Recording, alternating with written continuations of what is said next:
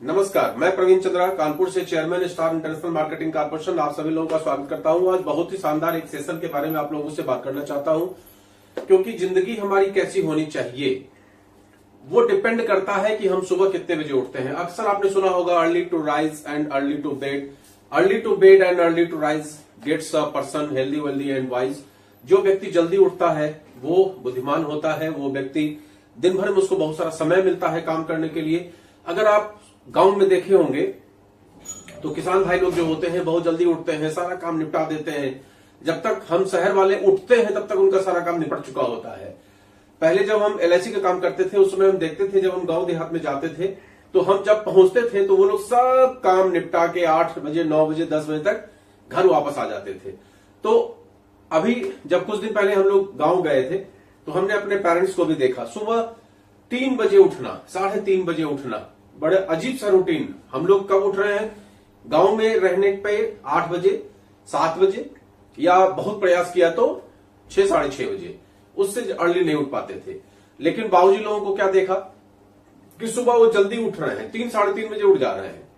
अब 3 साढ़े 3 बजे उठ जा रहे हैं तो डेफिनेटली सोएंगे कितने बजे? तो पता चला कि 8:30 बजे से ही नींद आने लगी, 8:30 से नींद आने लगी और 9 बजे तक बेड पे सो गए। और उसके बाद सुबह 3:30 4 बजे उठ गए। अब उठने के बाद रूटीन क्या उनका, रूटीन किस तरीके का है मेरे माता जी पिताजी का?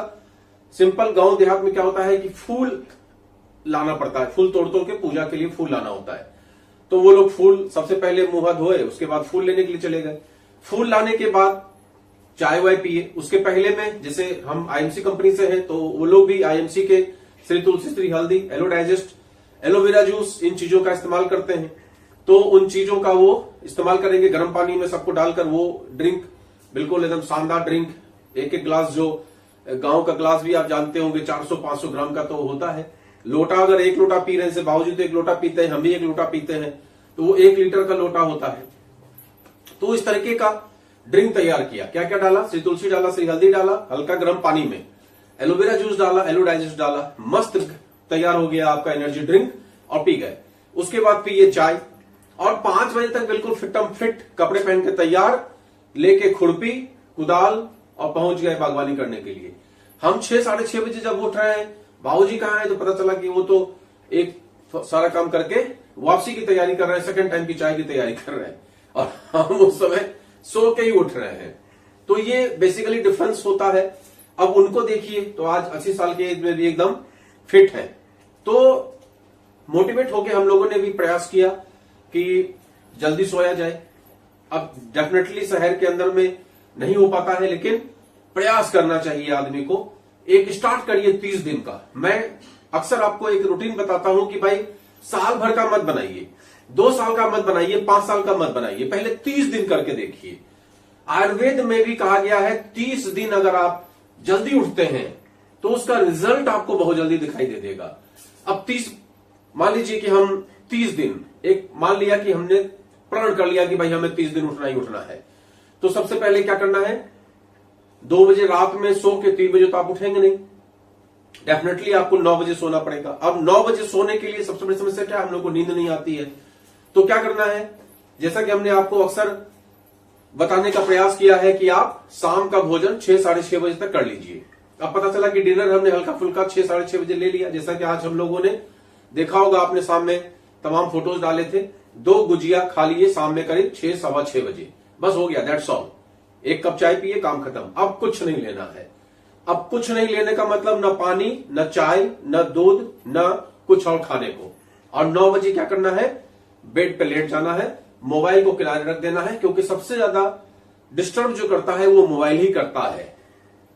हम लोग मोबाइल ही स्क्रॉल करते रहते हैं, तो मोबाइल को स्क्रॉल मत करिए, उसको किनारे रख दीजिए सुकून के साथ में, और सुकून से आप लेट जाइए। अब लेटेंगे, आधा 1 घंटे में आपको नींद परफेक्टली आ जाएगी। अब उसके बाद जब आपको नींद आ गई तो अब 3:30 या 4 जो भी आपको सुटेबल लगे, आप अलार्म लगा दीजिए। अलार्म लगाने के बाद उठिए। उठने के बाद क्या करेंगे आप? सबसे पहले बाथरूम वगैरह जो भी आपको जाना है वो हो लीजिए। उसके बाद सबसे पहला काम क्या करिए? कुछ योग एक्सरसाइज उस पर ध्यान दीजिए। तो सबसे पहले तो बेड पे जैसे हम उठे तो सबसे पहले क्या करना होता है, सबसे पहले परमात्मा की को धन्यवाद दीजिए कि भाई आज हम सुरक्षित हैं और इस दुनिया को देखने के लिए हम अलाइव हैं, जीवित हैं, और आपने परमात्मा को धन्यवाद दिया, जय परमात्मा। और उसके बाद आपने हथेलियों को रगड़ा, आंखों पे लगाया। इससे क्या होगा, आंखों की रोशनी बढ़ती है। बॉडी को थोड़ा सा स्ट्रेच किया, स्ट्रेच करने के बाद उठे, बाकायदा फ्रेश हुए, और उसके बाद आप थोड़ा सा एक्सरसाइज करिए। सुबह सुबह एक्सरसाइज जो भी आप कर पाते हैं, स्ट्रेचेबल जो भी एक्सरसाइज आप कर पाते हैं, योगा करिए, कुछ ध्यान करिए, कुछ मेडिटेशन करिए, अनुलोम विलोम करिए, उसके सिवा भस्त्रिका करिए, आपका कपाल भारती करिए, पेट आपका अंदर जाएगा। भ्रामरी करिए, भ्रामरी बहुत अच्छा एक्सरसाइज है, मस्तिष्क के लिए, आंखों के लिए बहुत ही अच्छा एक्सरसाइज है। उसके बाद आपका बहुत सारे ऐसे हैं योगा जिसको करिए, करने से आपका जो बॉडी है वो स्ट्रेचेबल होगा, आपके सांस पे आपका कंट्रोल होगा, मन आपका कंट्रोल में आएगा।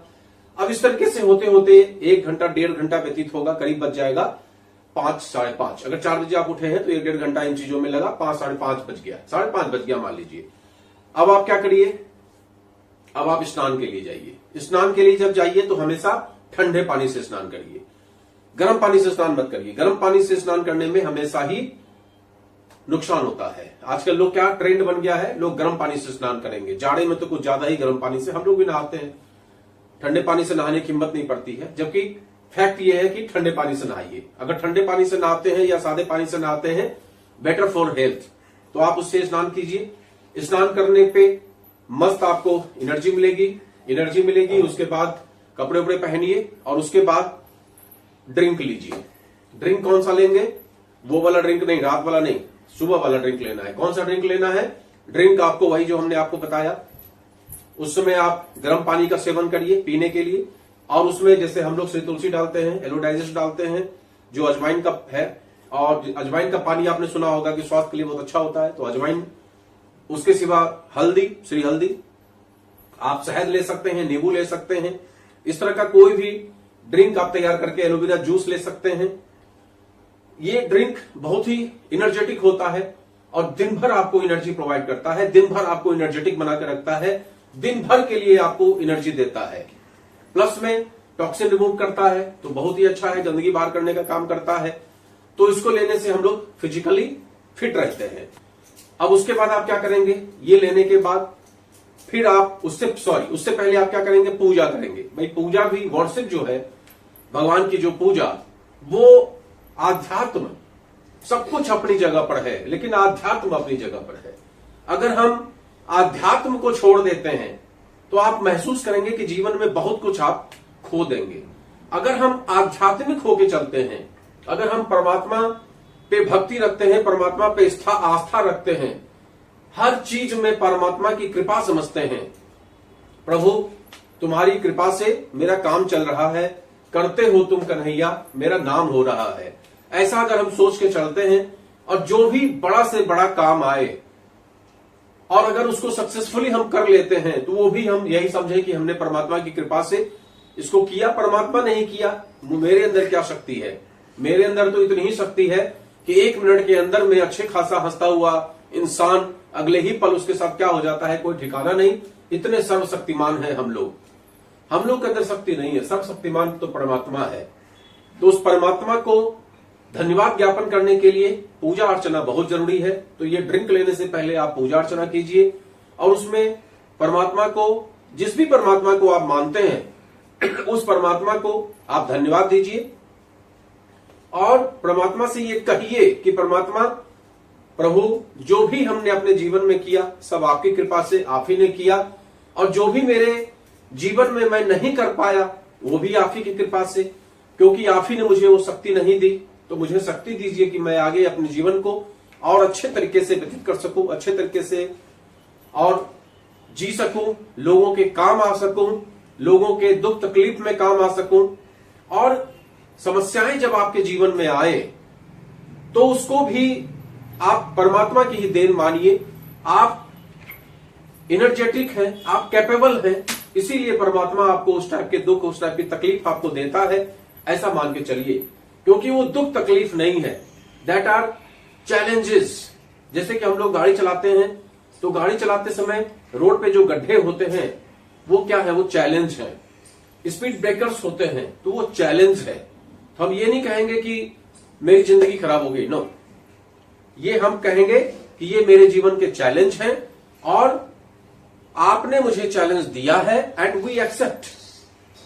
हम लोग उसको एक्सेप्ट करते हैं विथ ग्रेटनेस। हम आपके ग्रेटफुल हैं, हम आपके कृतज्ञ हैं कि आपने मुझे इस योग्य समझा है कि मुझे आपने ये चैलेंज दिया है। जिस तरीके से आपके अगर 4 पुत्र होंगे तो उसमें से जो लायक होगा उसी को आप उस हिसाब से काम सौंपेंगे। और अगर आपको ये लगेगा कि ये पुत्र मेरा जो है किसी काम का नहीं है, तो आप उसको काम भी उसी हिसाब से सौंपेंगे। सेम एज परमात्मा भी उस व्यक्ति को ज्यादा बोझ देता है जो व्यक्ति उठाने की क्षमता रखता है। तो अगर आपके अंदर परमात्मा ने कृपा दी है, अगर परमात्मा ने आपके अंदर शक्ति दी है, तो परमात्मा आपको काम भी सौंपेगा और अपने को खुशी खुशी उस काम को करना चाहिए। इसके लिए हम लोग परमात्मा का धन्यवाद ज्ञापन करते हैं। तो परमात्मा का ध्यान करिए, वहां भी मेडिटेशन करिए, वहां भी ध्यान करिए, आधा घंटा बैठिए। और बैठते समय 99% लोग गलती क्या करते हैं, इसे मैं गलती नहीं कहूंगा, यह तो स्वाभाविक प्रवृत्ति है कि हम एक चीज पर ध्यान देने का प्रयास करते हैं कि नहीं, मैं ध्यान में हूं तो मुझे राधा कृष्ण की भक्ति करनी है बस, और मन है कि भटक रहा है। तो ध्यान में यह कहा जाता है कि आप ध्यान को, मन पे आपका कंट्रोल नहीं है तो उसको विचरण करने दीजिए, उसको चलने दीजिए। जिस गति से वो चलता है, जहां भी जाता है, उसको चलने दीजिए। मन पे आपका कंट्रोल नहीं है, वो चलता रहेगा, चलता रहेगा, चलता रहेगा। आप उसको जितना समेटने का प्रयास करेंगे वो उतना ज्यादा विचलित होगा, तो उसको स्वच्छंद छोड़ दीजिए। जिस तरीके से परमात्मा अनंत है, हरि अनंत हरि कथा अनंता, उसी तरीके से मन भी अनंत है, उसकी सोच आपके सीमा में नहीं है, तो उसको विचरण करने दीजिए। आप ध्यान में बैठिए, उसको विचरण करने दीजिए। जो भी मन में आ रहा है उसको आने दीजिए, उस वेव्स को आने दीजिए। और धीमे धीमे आप देखेंगे, जब 1 दिन 2 दिन 4 दिन 6 दिन लगातार इसको प्रैक्टिस करेंगे तो आपका वेव कंट्रोल होने लगेगा। धीमे धीमे वो व्यवस्थित तरीके से काम करने लगेगा। धीमे धीमे वो उसी चीज पर इंगित होने लगेगा जिस चीज पे आप चाहते हैं। जैसा कि आपने विवेकानंद की स्टोरी सुनी होगी। विवेकानंद जी जब छोटे थे तो उनकी माता जी रामकृष्ण परमहंस जी के पास उनको लेकर आई और उनसे बोली कि इसको, ये बहुत ही उद्दंड बालक है, इसको आप कुछ ज्ञान दीजिए, इसका मन जो है पूजा पाठ में नहीं लगता, ध्यान में नहीं लगता, इसको कुछ बताइए।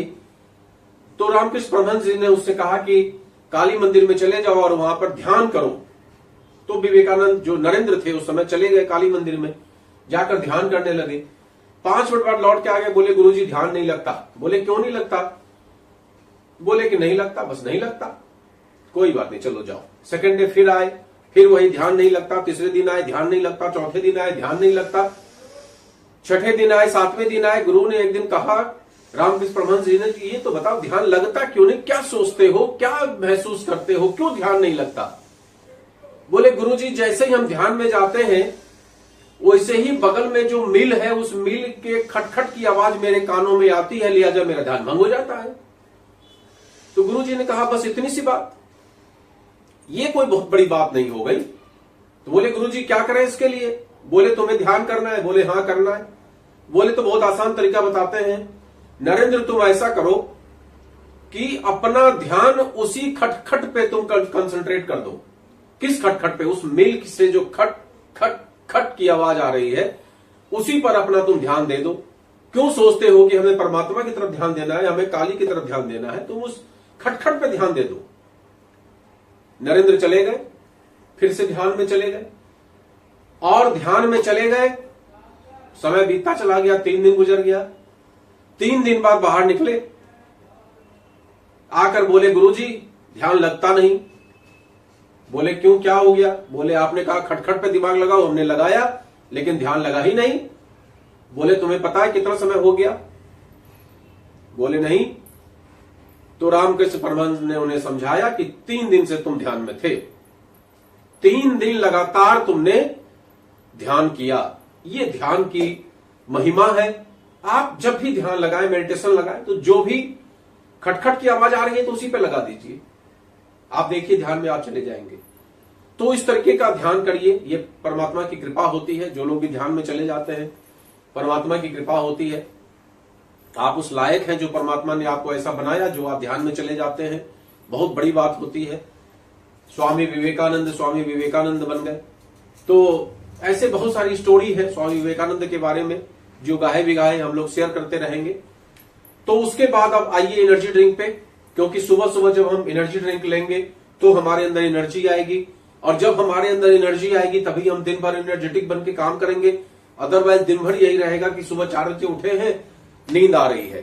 तो एनर्जी ड्रिंक लेने के लिए हमने आपको बताया गर्म पानी करिए, गर्म पानी करके उसमें तुलसी, हल्दी, एलो डाइजेस्ट, जो अजवाइन का पानी है, इत्यादि इत्यादि, एलोवेरा जूस इत्यादि लेके और बढ़िया उसका सेवन करिए। सेवन करने के बाद चौकस अपने एनर्जी लेवल को बढ़ाइए, और उसके बाद आधे घंटे बाद चाय पी लीजिए। चाय में जैसा कि मैं अक्सर आपको बताता हूं कि विदाउट शुगर का प्रयोग करिए। शक्कर का बिल्कुल भी प्रयोग नहीं करना चाहिए। शक्कर सबसे खतरनाक चीज है पूरे शरीर के लिए। तो शक्कर के बिना चाय पीजिए। हो सके तो ग्रीन टी पीजिए, नहीं बजट अलाउ करता है। अगर आप वही टी पीते हैं, दूध के बिना नहीं पी पाते हैं, तो शक्कर को अवॉइड कर दीजिए। ये 30 दिन जल्दी उठना और 30 दिन शक्कर को अवॉइड करना, इसी चीज को एक बना लीजिए अपना कॉन्सेप्ट कि हमें यही करना है। और ये मेरा वीडियो बेसिकली सुबह उठने के ऊपर है, और मैं जनरल नॉलेज से रिलेटेड सारे वीडियोस आप लोगों को देने का प्रयास, आप लोगों को बताने का प्रयास करता हूं कि मेरे जो भी 1,00,000, 1.5 लाख, 2 लाख, 5 लाख फॉलोअर्स हैं, जो मेरी बात सुनते हैं, उन्हें मैं अच्छी बात सिखा सकूं। और मेरी वजह से कई बार लोग मुझसे पूछते हैं कि सर आप इतना वीडियो क्यों बनाते हैं, तो मैं बार बार उनसे एक ही बात कहता हूं कि अगर मेरी वजह से एक व्यक्ति के जीवन में भी परिवर्तन आ गया, तो मैं ये समझूंगा कि परमात्मा ने मुझे जो दायित्व दिया था, उस दायित्व का निर्वाह मैंने अच्छी तरीके से किया। और कुछ नहीं तो आपके वीडियो के चक्कर में कम से कम हम जो अच्छी बात सीख रहे हैं, वही मेरे लिए परमात्मा की कृपा है। अगर मैं वीडियो बना रहा हूं कि शक्कर छोड़ना है, तो सबसे पहले आपको भी छोड़ना पड़ेगा। एक साधु के पास एक बुढ़िया गई अपने पोते को लेकर और बोली कि बाबा ये गुड़ बहुत खाता है। तो बाबा बोले कोई बात नहीं, कल आओ। फिर कल लेकर गई, बोले परसों आओ। फिर लेकर गई, 1 सप्ताह बाद आओ। फिर लेकर गई, 15 दिन बाद आओ। और ऐसे 20-22 दिन गुजर गया। एक दिन बाबा ने उस छोटे से लड़के से कहा कि भाई गुड़ छोड़ दो, क्योंकि अति सर्वत्र वर्जते, कोई भी चीज अधिक खाओगे तो नुकसान ही होगा। तो बच्चे ने गुड़ खाना बंद कर दिया। अब बच्चे ने गुड़ खाना बंद कर दिया तो बुढ़िया बड़ी नाराज, एकदम नाराज बाबा के पास आई, आकर बोली कि बाबा आपने मुझे बहुत परेशान कर लिया। बोले क्या हुआ? बोले आपने एक बार उससे कहा कि गुड़ खाना बंद कर दे बच्चा, उसने गुड़ खाना बंद कर दिया। लेकिन यही चीज आप पहले दिन बोल देते, क्यों फालतू में इतना दौड़ाया आपने? कम से कम 20 दिन 25 दिन हम इतनी दूर से चल चल के आते रहे। तो बाबा ने कहा कि भाई बात आपकी सही है, 16 आने सही है, लेकिन समस्या यहां फंस रही थी कि आपने कहा कि गुड़ खाना छोड़ दो, ये बोलना है मुझे, और मैं खुद भी बहुत ज्यादा गुड़ खाता था। तो मेरी बात का प्रभाव ही उस बच्चे पे नहीं होगा जब तक कि हम खुद गुड़ खाना बंद नहीं करेंगे। सो पहले मैंने खुद पे ट्राई किया, क्या गुड़ खाना नितांत आवश्यक है, क्या मैं उसे छोड़ सकता हूं?